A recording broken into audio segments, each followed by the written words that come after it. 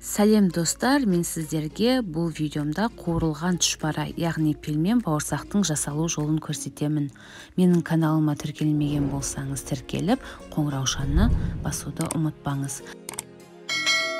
Бізге керекті заттар 500 грамм ұн, 200 грамм маргарин, 150 грамм газды су, 1 шай қасық шекер, 1 шай қасық тұз, салмасына 800 грамм картоп қажет. Алдымен 1 шай қасық тұзды 150 грамм газды суымызға салып ерітіп қоямыз. Маргаринімізді ұнымызға салып қолмен мұжимыз.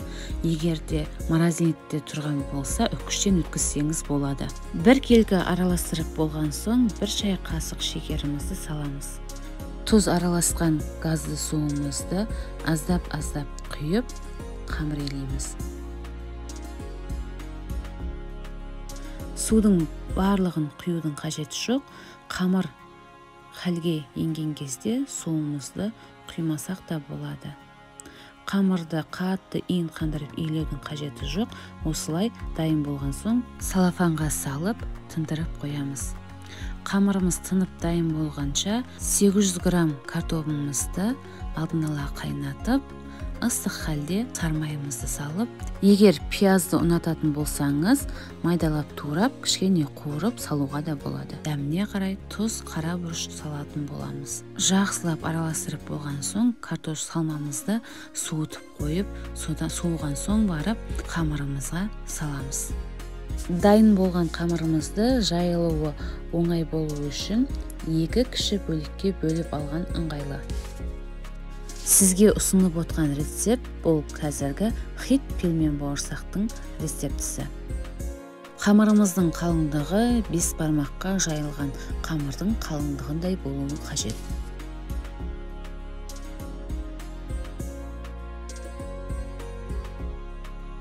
Менің қамырым дайын. Осылай гармошка етіп жайып, мынадай кескішпен кесіп шығамыз. Ирелік кескішпен. Егерде сіздерде ондай болмаса, кәдімгі пышақпен кессеңіздер болады. Кесілген қамырымызды жайып бір-бірінің үстіне қойып, тағы да 4 бұрышты етіп кесеміз. Үлкендеу етіп кесеміз.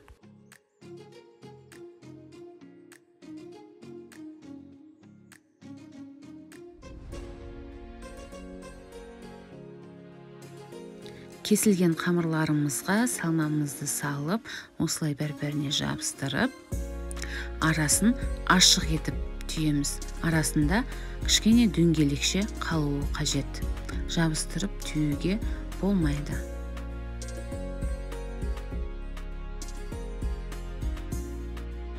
Міне қамырларымыздың барлығын түйіп алдық. Енді қуыруға кірісеміз. Майымыз қызған соң тұшпараларымызды біртіндеп саламыз. Қатты қыздырудың қажеті жоқ.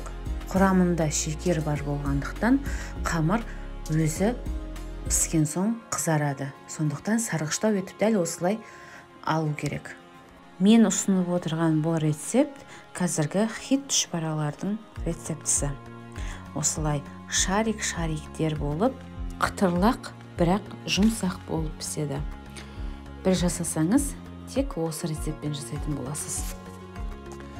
Тек үйдегілерге ғана немесе қонақ күткенде ғана жасап емес, сіз осы арқылы тапсырыстар қабылдап, ақша тапсаңыз болады.